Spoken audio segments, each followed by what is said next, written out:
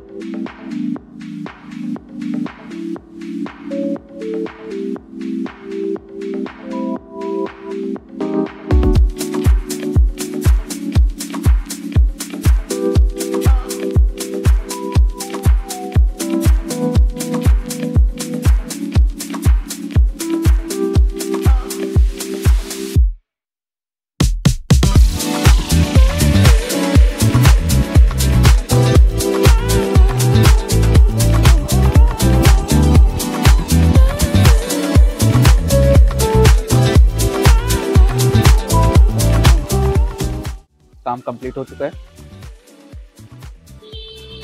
अब इसमें टेस्ट करेंगे, पोस्ट जिसको बोलते हैं।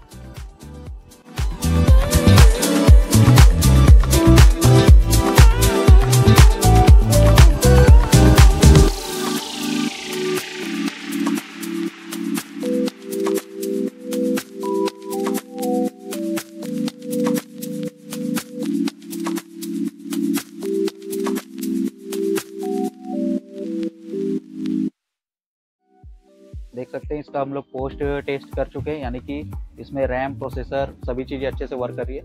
तो ये कैबिनेट में लगाने से पहले ज़रूरी होता है, क्योंकि कैबिनेट में लगाने के बाद अगर मदरबोर्ड या रैम में कुछ दिक्कत आती है तो उसको निकालने में, लगाने में बहुत टाइम वेस्ट हो जाता है। तो सबसे बेटर यही रहता है कि पीसी बनाने से पहले ऐसा एक पोस्ट टेस्ट इसका कर लिया जाए। मदरबोर्ड का टेस्टिंग हो गया, अब इसको इस कैबिनेट के अंदर फिट करते हैं।